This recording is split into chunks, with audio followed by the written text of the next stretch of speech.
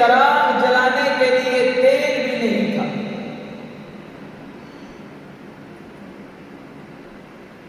یہ غریبی اور مفلسی کا عالم ہے۔ لیکن فرماتی جب حضور کی ولادت ہوئی تو پھر کسی چراغ کے جلانے کی ضرورت باقی نہ رہی۔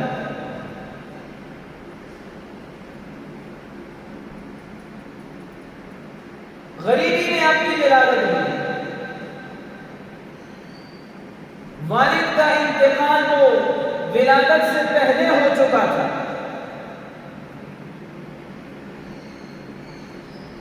یتیم پیدا ہوئے میرے نبی،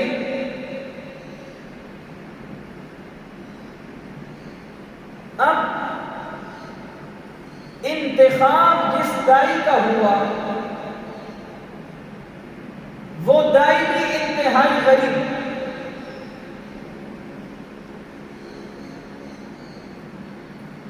جب حوازن کی دائیاں قافلے کی صورت میں مکہ آئیں، اسی قافلہ میں حضرت اماں حلیمہ بھی تھی، لیکن چونکہ ان کی سواری کمزور تھی وہ اس قافلے سے پیچھے رہ گئے، اور یہ باقی دائیاں آئیں، انہوں نے امیروں کے وڈیروں کے بچوں کو اٹھایا اور واپس ہونے لگے۔ راستے میں آنے والی سے ان کی ملاقات ہوئی حضرت حلیمہ سے، تو کہا حلیمہ تم اتنی تاخیر سے آئی ہو، اتنی دیر تم نے کر دی ہے، اب تمہیں کیا ملے گا؟ ہماری تو گودیں ہری ہو گئی ہیں، ہم نے تو امیروں کے بچے اٹھا لیے، اب حضرت اماں حلیمہ انسان ہونے کے ناطے ان کے دل پہ چوٹ تو ضرور لگی کہ ایک تو پہلے سے غریبی ہے اور ایک بچہ بھی نہیں ملے گا، لیکن اللہ کے ہر کام میں حکمت ہوتی ہے۔ اب حلیمہ نہیں جانتی کہ انہیں کیوں تاخیر کرایا گیا،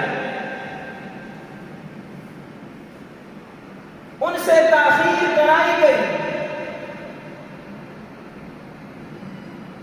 پریشانی کے عالم میں، مایوسی کے عالم میں جب اماں حلیمہ مکہ پہنچتی ہیں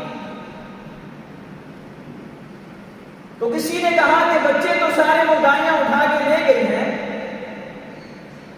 ہاں ایک بچہ ہے کہ جو یتیم ہے، جس کے سر پہ باپ کا سایہ نہیں، شاید وہ تمہیں مل جائے، اور حضرت آمنہ کا گھر بتا دیا۔ اب حضرت حلیمہ سوچ رہی ہے کہ وہ بیوہ عورت کس قدر غمگین اور پریشان ہوگی کہ جس کے بچے کو یتیم سمجھ کر کسی نے پسند نہیں کیا۔ حضرت آمنہ کے گھر آئی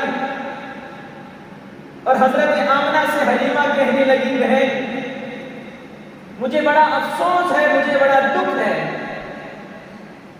کہ تیرے بچے کو کسی نے یتیم ہونے کی وجہ سے پسند نہیں کیا۔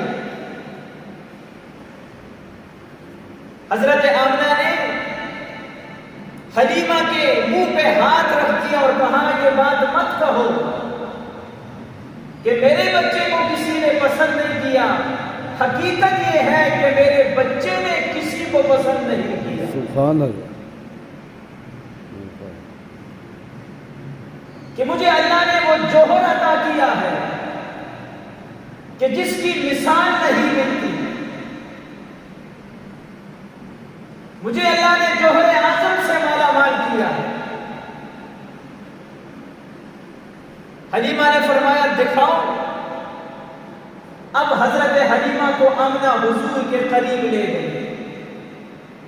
اماں حلیمہ فرماتی ہیں باریک چادر میرے نبی کے اوپر تنی ہوئی تھی اور اس کی سوراخوں سے حسن مصطفیٰ چم چم کر رہی تھی. حضرت حلیمہ نے جب کپڑا اٹھایا تو بے ساختہ کہہ دیا کہ واقعی ایسے بچوں کو پسند نہیں کیا جاتا بلکہ ایسے بچے خود پسند کیا کرتے ہیں. حسن مصطفیٰ کو دیکھ کر حضرت حلیمہ حیران ہو گئی کہ اتنا حسین و جمیل بچہ. وہ کسی صاحب نظر نے کیا خوب کہا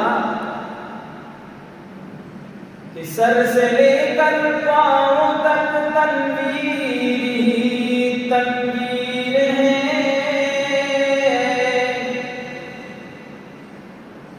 سر سے لے کر پاؤں تک تنویر ہی تنویر ہے. جیسے منہ سے بولتا قرآن وہ تقریر ہے. اور حسن مصطفیٰ کو دیکھ کر سوچتی ہے دنیا کیسا وہ مصور ہوگا جس کی یہ تصویر ہے. کہ محمد جیسا حسین و جمیل اللہ نے کسی کو نہیں پیدا کیا.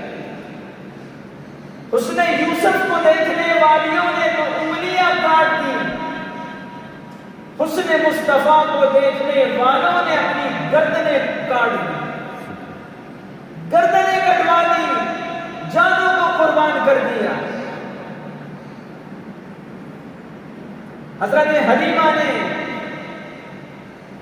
میرے نبی کو جب دیکھا تو حسن کو دیکھ کر حیران ہو گئی.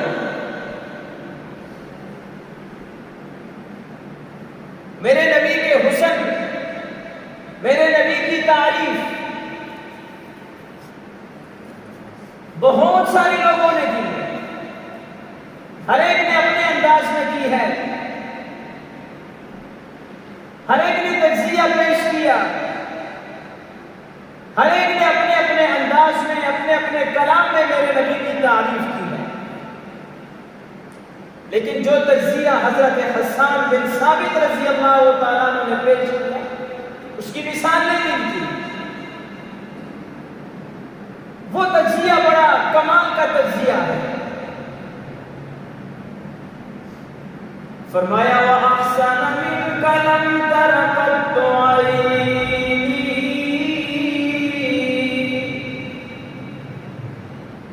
وَأَحْسَنُ مِنْكَ لَمْ تَرَ قَطُّ عَيْنِي وَأَجْمَلُ مِنْكَ لَمْ تَلِدِ النِّسَاءُ خُلِقْتَ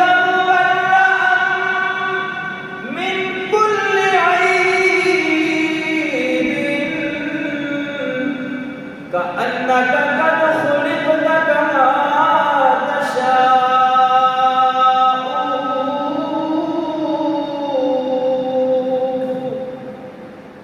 حضرت حسان فرماتے میرے محبوب جب سے میری آنکھوں نے دیکھنا شروع کیا تب سے لے کر آج تک میری آنکھوں نے تجھ سے زیادہ حسین کسی کو نہیں دیکھا. سید عطا اللہ شاہ بخاری رحمۃ اللہ علیہ فرمایا کرتے تھے کہ حسان تو فرماتے ہیں کہ نا لم تر قط عینی کہ میری آنکھ نے تجھ سے زیادہ حسین کسی کو نہیں دیکھا, لیکن عین کہنا چاہیے کہ محبوب محمد عربی سے زیادہ حسین کسی آنکھ نے نہیں دیکھا, کسی آنکھ نے نہیں دیکھا. احسن منک لم تر قط عینی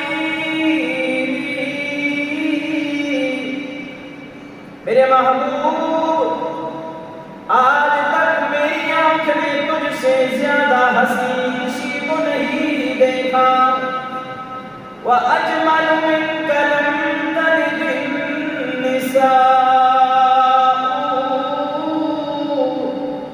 اور آج تک کائنات کی عورتوں میں سے کسی عورت نے بھی تجھ سے زیادہ حسین کسی کو نہیں جنا خلقت مبرأً من كل عیب تجھے دیکھ کر تو میرا ضمیر یہ گواہی دیتا ہے کہ میرے محبوب تجھے ہر عیب سے ہر نقص سے تجھے پاک پیدا کیا گیا کسی قسم کا عیب تجھ میں نہیں كأنك قد خلقت كما تشاء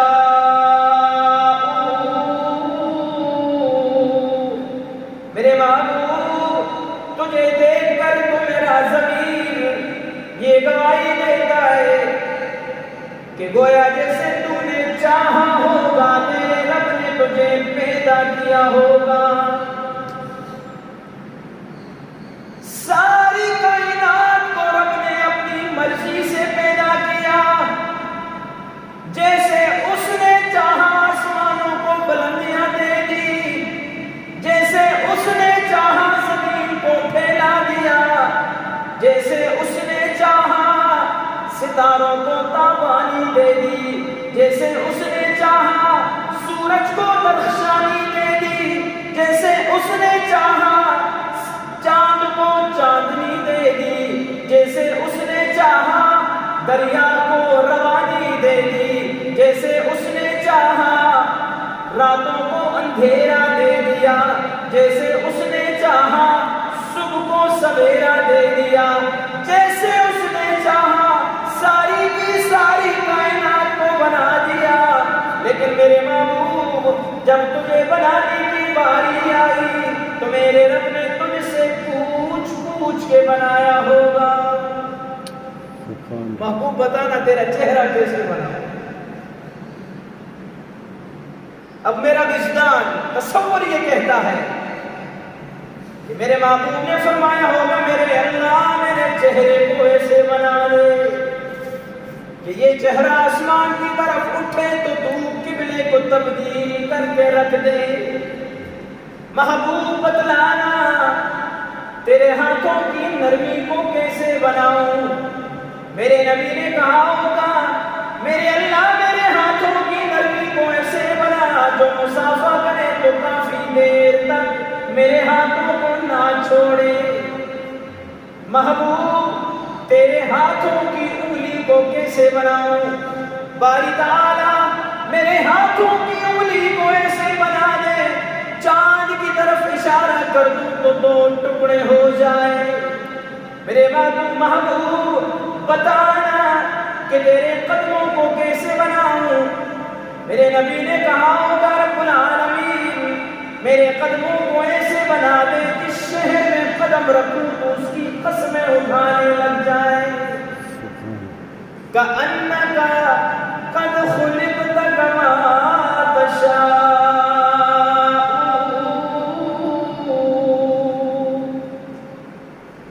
یہ حضرت حسان کا تجزیہ ہے تو اما حلیمہ نے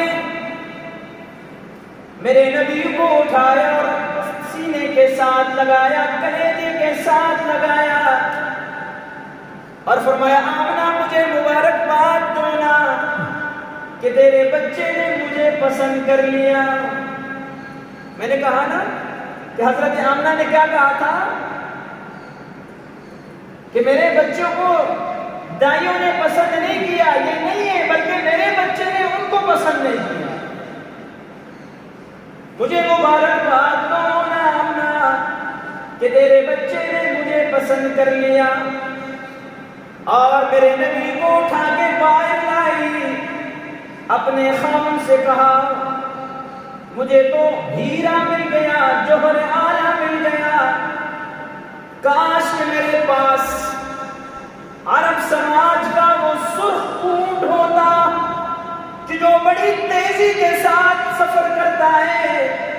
کاش میرے پاس وہ ہوتا تو میں اپنے لال کو اس پہ سوار کر کے جاتی۔ اونٹنی نے کہا ہوگا حلیمہ پریشان ہونے کی ضرورت کیا ہے، میں آتے وقت اس لیے سست رفتاری کے ساتھ آئی کہ میرے پر سوار تو تھی، اب جس کو تو لے کر آئی ہے اس کی برکتوں کو تو نے نہیں دیکھا، تو نے میری کمزوری کو تو دیکھا ہے مگر لانے والے کی برکتوں کو نہیں دیکھا۔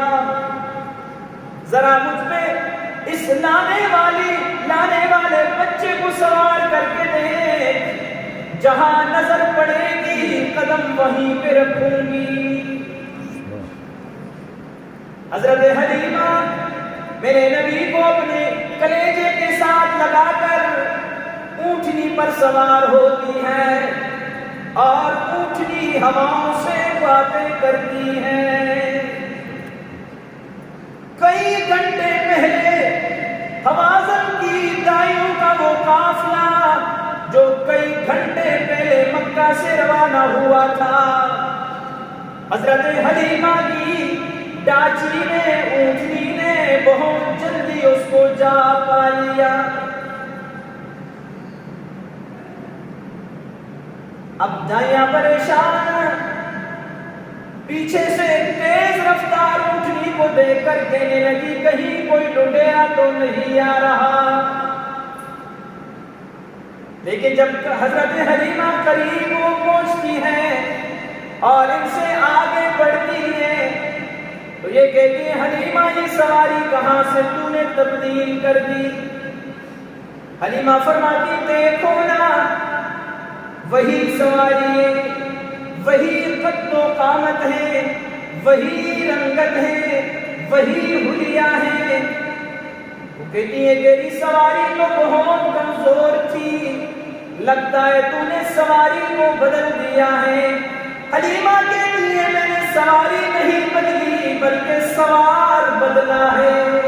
سبحان اللہ، سوار بدلا ہے۔ حضرت حلیمہ اپنے گھر پہنچتی ہے، اب پھر غریبی سامنے، جو چند بکریاں ہیں کمزور ہیں ان میں دودھ نہیں۔ حلیمہ پریشان ہے، بچہ تو اٹھا لائی ہوں، ایک آلہ ہیرا اٹھا کے لائی ہوں، لیکن بکریاں تو کمزور ہیں، دودھ دینے کے قابل نہیں۔ لیکن جو ہی حضرت حلیمہ کی نگاہ بکری کے تھنوں پہ پڑتی ہے تو تھنوں میں دودھ اتر آیا۔ حضرت حلیمہ نے جلدی سے برتن اٹھایا اور دودھ نکالنے لگی۔ ایک برتن بھی بھر گیا، دوسرا بھی بھر گیا، تیسرا بھی بھر گیا، گھر کے سارے برتن دودھ سے بھر گئے، لیکن تھنوں میں پھر بھی دودھ باقی تھا۔ قدرت نے، تقدیر نے پکار کے کہا حلیمہ جس شخصیت نے تیرے گھر میں قدم رکھا ہے اس کی میزبانی کے لیے اللہ نے جتنا بھی دودھ بھیجا ہے، تیرے گھر کے برتن تو کیا سارے شہر کے گھروں کے برتن بھر جائیں گے مگر یہ دودھ ختم نہیں ہوگا۔ تو کس کو اٹھا کے لائی ہوگا؟ تو اسے اٹھا کے لائی ہے کہ جو غریبی کا خاتمہ کرنے کے لیے آیا ہے، جو بے سہاروں کا سہارا بن کے آیا ہے، جو بے آسراؤں کا آسرا بن کے آیا ہے۔ حضرت حلیمہ نے اپنا دودھ کا ایک حصہ ایک طرف حضرت محمد عربی کے لیے مختص کیا، دوسری جانب دوسرے بیٹے کے لیے، دو بچوں کو بیک وقت دودھ پلاتی رہی۔ ایک دن حضرت حلیمہ نے میرے نبی کو ان کے حصے کی جانب سے دودھ پلانے کے بعد دوسری جانب سے دودھ پلانا چاہا کہ میرا یہ بچہ خوب سیر ہو جائے۔ لیکن محمد عربی صلی اللہ علیہ وسلم نے منہ پھیر لیا. یہ ایک مرتبہ نہیں بلکہ مدت رضاعت کے اندر بار بار حضرت حلیمہ نے یہ تجربہ کیا کہ جب بھی دوسری جانب جہاں سے دوسرا بھائی دودھ پیتا تھا حلیمہ اس طرف میرے نبی کو ڈالتی تو میرا نبی منہ پھیر لیا کرتا تھا. یہ دنیا کو بتلا دیا کہ میں لوگوں کے حقوق دلوانے کے لیے آیا ہوں, چھیننے کے لیے نہیں آیا. اور جو بچپن میں کسی کا حق چھین لے وہ کسی کا حق کیسے ادا کرے؟ تو حضرت حلیمہ کے گھر جب میرے نبی نے قدم رکھا تو برکتوں اور رحمتوں کے ڈیرے لگ گئے میرے حلیمہ کے گھر. میرے دوستوں, اگر میں ان فضائل میں مناقب میں اور آگے جاؤں تو ٹائم ختم ہو جائے. ہم لوگ بیان کر دیں گے, سن لیں گے, سبحان اللہ الحمدللہ کہہ دیں گے, لیکن کامیابی ہمیں تب ملے گی کہ جب ہماری عملی زندگی میں نبی کی سیرت آئے. صرف واہ کرنے سے, صرف شور شرابہ کرنے سے, نعرے لگانے سے, جشن منانے سے کچھ نہیں بنے گا میرے بھائیوں, جب تک ہم سیرت پہ عمل نہیں کریں. 40 سالہ زندگی میرے نبی نے گزاری اور 40 سال کی عمر میں پھر میرے نبی کو نبوت ملی. ہرا کی خلوتوں میں, غار ہرا کی خلوتوں میں پہلی وحی نازل ہوئی. میرے نبی ہرا کی خلوتوں میں چلے جایا کرتے تھے, کئی دن وہاں عبادت کیا کرتے تھے کہ حضرت جبریل پہلی وحی لے کر نازل ہوئے. فرمایا اقرأ بسم ربک الذی خلق. حضرت جبریل میرے نبی کے پاس آئے. یہ فرشتے کے ساتھ پہلی ملاقات ہے. حضرت جبریل نے فرمایا اقرأ, پڑھ میرے نبی. آپ نے فرمایا ما انا بقارئ, میں پڑھا ہوا نہیں, میں تو امی ہوں, پڑھا ہوا نہیں. تقدیر نے کہا میرے نبی آپ تو اپنے آپ کو امی کے رہے ہیں, لیکن آپ تو زمانے کے استاد ہوں گے, زمانے کے امام ہوں گے. حضرت جبریل نے میرے نبی کو بازوؤں میں پکڑ کر اپنے سینے کے ساتھ لگا کر زور دیا, دبایا, پھر چھوڑا. فرمایا اقرأ, پڑھ میرے نبی. آپ نے پھر فرمایا ما انا بقارئ, میں پڑھا ہوا نہیں. 3 دفعہ حضرت جبریل نے میرے نبی کو معانقہ کر کے سینے کے ساتھ لگا کے دبایا اور پھر فرمایا اقرأ بسم ربک الذی خلق, خلق الانسان من علق, اقرأ وربک الاکرم الذی علم بالقلم, علم الانسان ما لم یعلم. پڑھیے میرے نبی اپنے رب کے نام سے جو سب کے سب کا پالنہار ہے, جو سب کا رب ہے, سب کا داتا ہے, سب کا معبود ہے, سب کو پالنے والا ہے. پڑھیے اس کے نام سے. پھر میرے نبی نے پڑھنا شروع کیا. وہی کا آغاز تو آپ نے کر دیا, وہی نازل ہو گئی. سورہ العلق کی یہ ابتدائی 5 آیات سب سے پہلے نازل ہوئی. اب میرا نبی کیونکہ پہلی بار ملاقات تھی فرشتے کے ساتھ, جتنے بھی انبیاء اور رسول دنیا میں گزرے ہیں کسی نبی نے جبریل کو اپنی اصلی حالت میں نہیں دیکھا سوائے میرے نبی کے۔ میرے نبی نے اپنی 23 سالہ زندگی میں دور نبوت میں 2 مرتبہ حضرت جبریل کو اپنی اصلی حالت میں دیکھا۔ اللہ نے میرے نبی کو یہ ہمت اور طاقت اور یہ جرأت عطا کی تھی کہ حضرت جبریل کو اپنی اصلی حالت میں دیکھا۔ فرمایا ایک مرتبہ اس کو میں نے دیکھا، اس کے 700 پر تھے، ایک پر کو اگر وہ پھیلا دے تو آدھی دنیا اس کے ایک پر کے نیچے آتی۔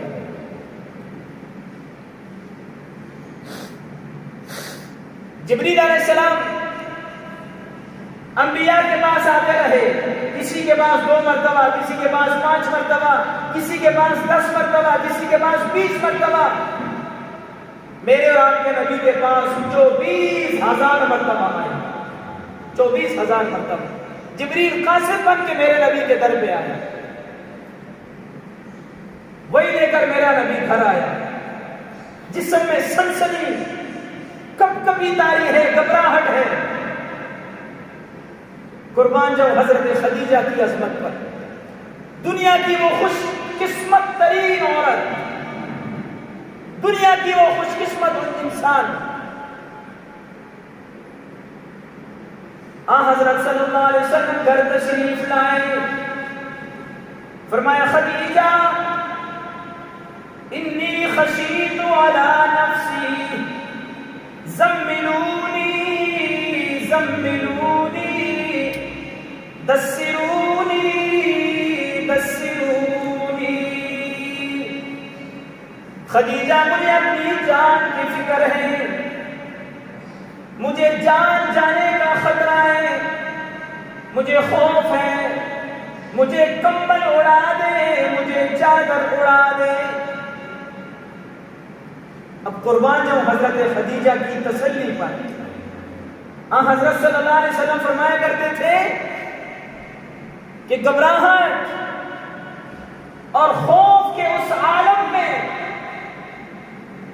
خدیجہ کے ان جملوں نے جو مجھے تسلی دی ہے، ساری کائنات مل کے بھی مجھے تسلی دیتی تو مجھے وہ تسلی نہ ملتی جو حضرت خدیجہ کے جملوں نے مجھے تسلی دی۔ رحمت عالم صلی اللہ علیہ وسلم کمبل اوڑھ کے لیٹ گئے، اور دنیا کی وہ خوش نصیب عورت کہ جس کی خوش قسمتی کا مقابلہ قیامت تک کوئی نہیں کر سکتا، حضرت خدیجہ میرے نبی کے سرہانے بیٹھ گئی اور تسلی دینے لگی، فرماتی ہیں کلا بلا کلا بلا لا یخزیک اللہ۔ میرے محبوب مجھے اپنے رب کی جلالت کی قسم، میرا رب کبھی بھی آپ کو ضائع نہیں کرے گا، کبھی بھی آپ کو نقصان نہیں پہنچنے دے گا۔ کیوں؟ انک لتصل الرحم وتکسب المعدوم وتحمل الکل وتقری الضیف وتعین علی نوائب الحق۔ میرے نبی کی سیرت کی 5 خوبیاں بیان کی کہ میرے نبی اللہ آپ کو کبھی بھی ضائع نہیں کرے گا، آپ تو صلہ ریمی کرنے والے ہیں، آپ تو توڑنے والوں سے جوڑنے والے ہیں۔ صلہ ریمی کیا ہے؟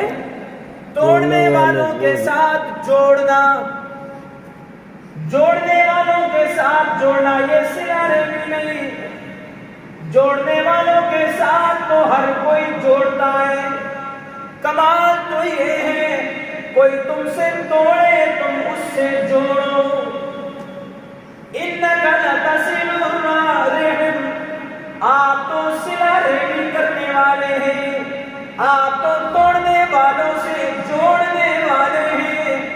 آپ تو مہمان نواز ہیں کہ آپ کے دسترخوان پر آپ کا دسترخوان ہر وقت آباد رہتا ہے مہمانوں سے، اور آپ تو کمزوروں کے کام آنے والے ہیں، اور آپ تو لوگوں کے گمشدہ چیزوں کو ان تک پہنچانے والے ہیں، اور آپ سچائی کی باتوں میں آگے آگے جانے والے ہیں۔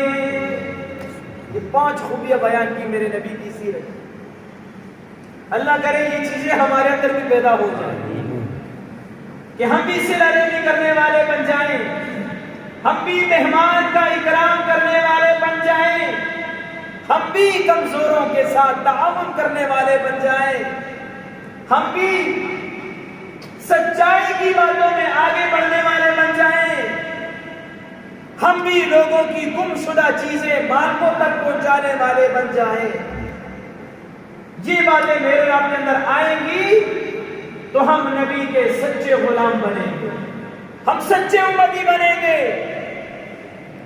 اور اگر ان باتوں سے ہم خالی ہیں، اور یقیناً خالی ہیں، یقیناً خالی ہیں، تو پھر میرے دوستو محض زبانی دعووں سے، زبانی باتوں سے، نعروں لگانے سے کچھ بھی نہیں بنے گا۔ عمل سے زندگی بنتی ہے، جنت بھی جہنم بھی۔ یہ نوری یہ خاکی اپنی فطرت میں نہ نوری ہے نہ ناری ہے، عمل کی ضرورت ہے۔ سیرت کو منایا نہیں جاتا، سیرت کو اپنایا جاتا ہے۔ ہم نبی کی ولادت پر ضرور خوش ہیں، ہمیں خوشی منانا چاہیے، لیکن خوشی ایسے منائے جیسے صحابہ نے منائی۔ صحابہ نے کیسی منائی کہ صحابہ نے اپنی زندگیوں کو نبی کی غلامی کے لیے وقف کر دیا۔ ان کی زندگی کا ہر لمحہ، ان کی زندگی کے ہر لمحے سے، ان کی زندگی کے ہر موڑ پہ نبی کی غلامی اور نبی کے طریقے نظر آتے تھے۔ اپنی زندگیوں کو انہوں نے وقف کر دیا تھا میرے نبی کی اطاعت اور غلامی۔ اور ایک اور تجزیہ، کچھ عرصہ کے بعد یہ خوبیاں جو حضرت خدیجہ نے میرے نبی کے اندر بیان کی ہیں، کچھ عرصہ کے بعد جناب صدیق اکبر رضی اللہ تعالیٰ عنہ ہجرت کر کے حبشہ کی طرف جا رہے ہیں۔ راستے میں ایک مشرک ملتا ہے، ابن طبغہ، پوچھتا ہے کہاں جا رہے ہو ابو بکر؟ ابو بکر نے فرمایا کہ مکہ والے مجھے یہاں رہنے نہیں دیتے، لہذا چھوڑ کے جا رہا ہوں حبشہ کی طرف۔ اس نے کہا مثلک لا یخرج یا ابا بکر، اے ابو بکر آپ جیسے لوگ، آپ جیسا آدمی نکالنے کے قابل نہیں، اگر تو یہاں سے نکل کے چلا جائے تو پھر آبادی کیسے آبادی رہے گی؟ اب وہ بھی وہی باتیں کرتا ہے۔ ابو بکر سے کہتا ہے انک لتصل الرحم وتکسب المعدوم وتحمل الكل وتقري الضيف وتعين على نوائب الحق۔ ابو بکر آپ تو صلہ رحمی کرنے والے ہیں، آپ تو مہمان کا اکرام کرنے والے ہیں، آپ تو کمزوروں کا ساتھ دینے والے ہیں، آپ تو لوگوں کی گمشدہ چیزیں ان تک پہنچانے والے ہیں، آپ تو صداقت اور سچائی میں آگے آگے ہیں۔ وہی 5 خوبیاں جو حضرت خدیجہ نے میرے نبی کے لیے بیان کی تھی، وہی خوبیاں ایک مشرک نے میرے صدیق کے لیے بیان کی۔ کیوں؟ کہ صدیق اکبر فنا فی الرسول تھے، انہوں نے اپنی زندگی کو میرے نبی کی محبت میں قربان کر دیا تھا، اپنی زندگی کو فنا کر دیا تھا میرے نبی کی محبت میں۔ تو پھر جو روشنی ادھر تھی وہ رہی، وہی روشنی ادھر بھی تھی۔ جو خوبیاں میرے نبی میں پائی جاتی تھی وہی خوبیاں میرے نبی کے غلام صدیق میں پائی جاتی تھی۔ یہ سچا عشق ہے، یہ سچی محبت ہے۔ صحابہ نے نعرے نہیں لگائے میرے دوستوں، کسی صحابی نے میرے نبی کی ولادت کا جشن نہیں منایا، کسی نبی نے نعوذ باللہ کسی صحابی نے رقص نہیں کیا، کسی صحابی نے میرے نبی کی آمد پر بنگڑے نہیں ڈالے، چراغا نہیں کیا، بلکہ اپنی زندگیوں کو میرے نبی کی غلامی کے حوالے کر دیا۔ تو پھر صحابہ کامیاب ہوئے یا نہیں؟ اور جو کچھ آج ہم کر رہے ہیں الیاذ باللہ، اللہ کی پناہ، پتہ نہیں قیامت کے دن ہم کس صف میں کھڑے ہوں گے، سوچنا چاہیے۔ میں نے گزشتہ جمعہ بھی کہا تھا کہ اس کائنات میں سب سے بڑا خوشی کا دن وہ ہے جس دن میرے نبی کی ولادت ہوئی، اور اس کائنات میں سب سے بڑا غم کا دن وہ ہے جس دن میرے نبی کی وفات ہوئی۔ 12 ربیع الاول کو میرے نبی کی وفات بال اتفاق ہے۔ اس دن اگر ہم لوگ یہ حرکتیں کریں تو یہ بڑا سنگ دل جو ہے معاملہ ہے، بڑا دل دکھانے والا معاملہ ہے۔ ہمیں اپنے نبی پہ درود و سلام پیش کرنا چاہیے، ہمیں اپنے نبی کے لیے جو ہے درود و سلام کا ہدیہ تحفہ بھیجنا چاہیے۔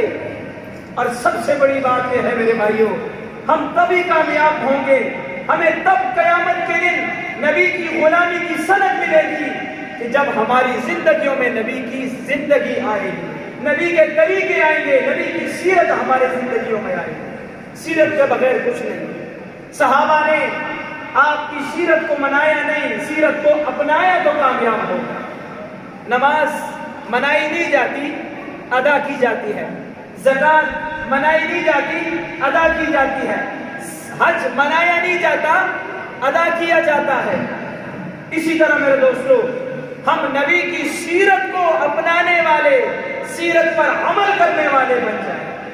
جو میں نے 5 خوبیاں بیان کی ہیں، صلہ رحمی کرنا، کمزوروں کے ساتھ مدد کرنا، مہمان کا اکرام کرنا، لوگوں کی گم شدہ چیزیں مالکوں تک پہنچانا، اور حق کو صداقت اور سچائی کی باتوں میں آگے بڑھنا۔ کون کون تیار ہے انشاءاللہ کہ ان باتوں کو اپنے اندر پیدا کرے گا؟ انشاءاللہ۔ یہ سیرت کی باتیں ہیں۔ جب یہ باتیں ہمارے اندر آئیں گی، نبی کی سیرت ہمارے اندر آئے گی، نبی کے طریقے ہمارے اندر آئیں گے، اور جس طریقے سے صحابہ نے زندگیاں گزاری، میرے نبی کی زندگی سے رہنمائی روشنی لے کر، اس طرح ہم بھی اگر زندگی گزاریں گے تو پھر ہم سچے عاشق ہیں، پھر ہم سچے غلام ہیں نبی کے، پھر ہم سچے نعرے لگانے والے ہیں، پھر ہم سچا دعویٰ کرنے والے ہیں۔ اور اگر ان باتوں سے ہم خالی ہیں تو پھر میرے دوستو محض باتیں ہیں، محض دعوے ہیں، حقیقت میں کچھ نہیں، حقیقت میں کچھ نہیں ہے۔ حضرت صلی اللہ علیہ وسلم کی ولادت بھی اسی مہینہ میں ہوئی، آپ کی وفات بھی اسی مہینے میں ہوئی۔ ولادت کے حوالے سے مختصر باتیں آپ کے ساتھ میں نے کی ہیں، وفات کے حوالے سے انشاءاللہ آئندہ جمعہ زندگی رہی تو گفتگو ہوگی۔ اللہ ہم سب کو نبی کی سیرت اپنانے کی توفیق دے۔